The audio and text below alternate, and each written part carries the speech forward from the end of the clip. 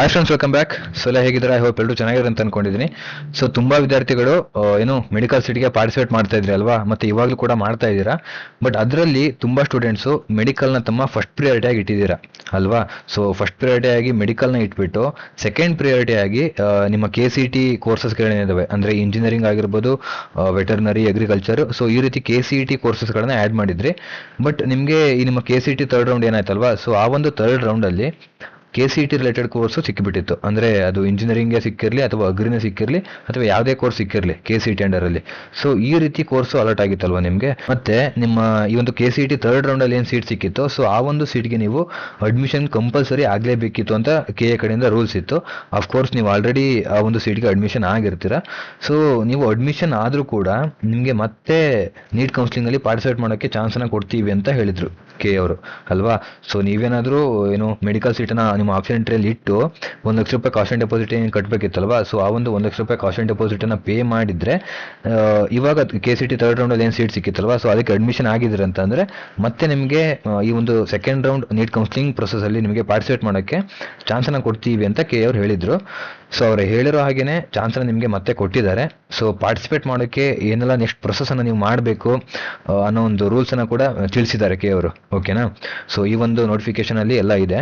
So ಆ ಒಂದು rules ಏನೇನು ಫಾಲೋ ಮಾಡಬೇಕಾಗುತ್ತೆ ಅನ್ನೋದನ್ನ ಇವಾಗ ಕರೆಕ್ಟಾಗಿ ತಿಳ್ಕೊತಾ ಇದ್ದೀವಿ, ಸರಿನಾ. ಸೊ ಫಸ್ಟು ಅಫ್ಕೋರ್ಸ್ ನೀವು ಮೆಡಿಕಲ್ ಸೀಟ್ಗೆ ಪಾರ್ಟಿಸಿಪೇಟ್ ಮಾಡ್ತಿದ್ರಿ ಅಂತಂದರೆ 1 ಲಕ್ಷ ರೂಪಾಯಿ ಕಾಸ್ಟ್ ಆ್ಯಂಡ್ ಡೆಪಾಸಿಟನ್ನು ಕೂಡ ಪೇ ಮಾಡಿದ್ರಿ ನೀವು ಆಲ್ರೆಡಿ ಅಲ್ವಾ. ಸೊ ಆ ಒಂದು 1 ಲಕ್ಷ ರೂಪಾಯಿ ಕಾಸ್ಟ್ ಆ್ಯಂಡ್ ಡೆಪಾಸಿಟ್ ಏನಿತ್ತು ನಿಮಗೆ ಈ ಒಂದು KCT ಥರ್ಡ್ ರೌಂಡಲ್ಲಿ ಏನು ಸೀಟ್ ಸಿಕ್ಕಿತ್ತಲ್ವಾ, ಸೊ ಆ ಒಂದು ಸೀಟ್ಗೆ ಅಡ್ಜಸ್ಟ್ ಮಾಡಿದರು. ಅಂದರೆ ಇವಾಗ ಯಾರ್ಯಾರು 1 ಲಕ್ಷ ರೂಪಾಯಿ ಕಾಸ್ಟ್ ಆ್ಯಂಡ್ ಡೆಪಾಸಿಟನ್ನು ಪೇ ಮಾಡಿಬಿಟ್ಟು ಈ ಒಂದು ಥರ್ಡ್ ರೌಂಡಲ್ಲಿ ಇಂಜಿನಿಯರಿಂಗ್ ಸೇರ್ಕೊಂಡಿದ್ರಲ್ವಾ, ಸೊ ಅವ್ರಿಗೆ ಗೊತ್ತಿರುತ್ತೆ. ಸೊ ಅವರು ಮತ್ತೆ ಎಕ್ಸ್ಟ್ರಾ ಫೀಸನ್ನು ಕಟ್ಟೋದಿರಲಿಲ್ಲ, ಯಾಕಂದರೆ 1 ಲಕ್ಷ ರೂಪಾಯಿ ಏನು ಕಟ್ಟಿದ್ರಲ್ವಾ, ಸೊ ಅದೇ ಅಡ್ಜಸ್ಟ್ ಮಾಡಿರ್ತಾರೆ. ಸೊ ಅಂಥವ್ರು ಮತ್ತೆ ಏನು ಮಾಡಬೇಕಂತಂದರೆ ಮತ್ತೆ ನೀವು 1 ಲಕ್ಷ ರೂಪಾಯಿ ಕಾಸ್ಟ್ ಆ್ಯಂಡ್ ಡೆಪಾಸಿಟನ್ನು ಪೇ ಮಾಡಿಬಿಟ್ಟು ನೀವು ಪಾರ್ಟಿಸಿಪೇಟ್ ಮಾಡ್ಬೋದು. ಓಕೆನಾ. ಸೊ ನಾಳೆ ಬೆಳಗ್ಗೆ 11 ಗಂಟೆಯಿಂದ ಸ್ಟಾರ್ಟ್ ಆಗುತ್ತೆ ನೀಟ್ ಕೌನ್ಸಿಲಿಂಗ್. ಅಂದರೆ ತಮ್ಮ ಆಪ್ಷನ್ ಎಂಟ್ರಿ ಏನಾದ್ರು ಚೇಂಜಸ್ ಮಾಡ್ಕೊಂಡಿದ್ರೆ ಮಾಡ್ಕೊಳಕ್ಕೆ ಅವಕಾಶನ ಕೊಟ್ಟಿದ್ದಾರೆ ನಾಳೆ ಬೆಳಗ್ಗೆಯಿಂದ. ಓಕೆನಾ. ಸೊ ಆ ಟೈಮಲ್ಲಿ ನೀವು ಒಂದ್ಸಲ ಲಾಗಿನ್ ಆಗಿ, ಓಕೆನಾ. ಲಾಗಿನ್ ಆದಮೇಲೆ ನಿಮಗೆ ಅಲ್ಲಿ 1 ಲಕ್ಷ ರೂಪಾಯಿ ಕಾಸ್ಟ್ ಆ್ಯಂಡ್ ಡೆಪಾಸಿಟನ್ನು ಪೇ ಮಾಡೋಕ್ಕೆ ತೋರಿಸ್ಬೋದು, ಅಥವಾ ನಿಮಗೆ ಸಪ್ರೇಟ್ ಲಿಂಕ್ ಕೂಡ ಕೊಡ್ಬೋದು KA ಅವರು. ಓಕೆನಾ. ಸೊ ನಾಳೆ ಬೆಳಗ್ಗೆ 11 ಗಂಟೆ ಮೇಲೆ ಎಲ್ಲ ಗೊತ್ತಾಗುತ್ತೆ.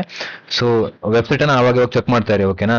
ಸೊ ಯಾವುದೇ ಕಾರಣಕ್ಕೂ ನೆಗ್ಲೆಕ್ಟ್ ಮಾಡೋಕ್ಕೆ ಹೋಗಬೇಡಿ, ಯಾಕಂದರೆ 1 ಲಕ್ಷ ರೂಪಾಯಿ ಆಲ್ರೆಡಿ ಕಟ್ಟಿದ್ದೀನಿ, ಸೊ ಅದೇ ಕ್ಯಾರಿ ಆಗ್ಬೋದು ಅಂತ ಹಿಂಗೆ ತಿಳ್ಕೊಬೋದು ನೀವು. ಸೊ ಆ ರೀತಿ ಆಗಲ್ಲ, ಯಾಕಂದರೆ ಅದು ನಿಮಗೆ ಥರ್ಡ್ ರೌಂಡಲ್ಲಿ ಸಿಕ್ಕಂಥ ಸೀಟ್ಗೆ ಅಡ್ಜಸ್ಟ್ ಆಗಿರುತ್ತೆ. ಓಕೆನಾ. ಸೊ ಅದಕ್ಕೋಸ್ಕರ ನೀವು ಮತ್ತೆ 1 ಲಕ್ಷ ರೂಪಾಯಿ ಕಾಸ್ಟ್ ಆ್ಯಂಡ್ ಡೆಪಾಸಿಟನ್ನು ಪೇ ಮಾಡಬೇಕು, ಸರಿನಾ. ನಾಳೆ ಬೆಳಗ್ಗೆ 11 ಗಂಟೆ ಅಷ್ಟೊತ್ತಿಗೆ ಆಪ್ಷನ್ ಎಂಟ್ರಿ ಮಾಡಲಿಕ್ಕೆ ಲಿಂಕನ್ನು ಪ್ರೊವೈಡ್ ಮಾಡೇ ಮಾಡ್ತಾರೆ. ಸೊ ಆ ಒಂದು ಲಿಂಕ್ ಥ್ರೂ ಹೋಗಿ, ಆಯಿತಾ, ಗೊತ್ತಾಗುತ್ತೆ ನಿಮಗೆ ಕಾಸ್ಟ್ ಆ್ಯಂಡ್ ಡೆಪಾಸಿಟನ್ನು ಪೇ ಮಾಡೋದಕ್ಕೆ ಅಲ್ಲೇ ಆಪ್ಷನ್ ಇದೆಯಾ ಇಲ್ವಾ ಅಂತ.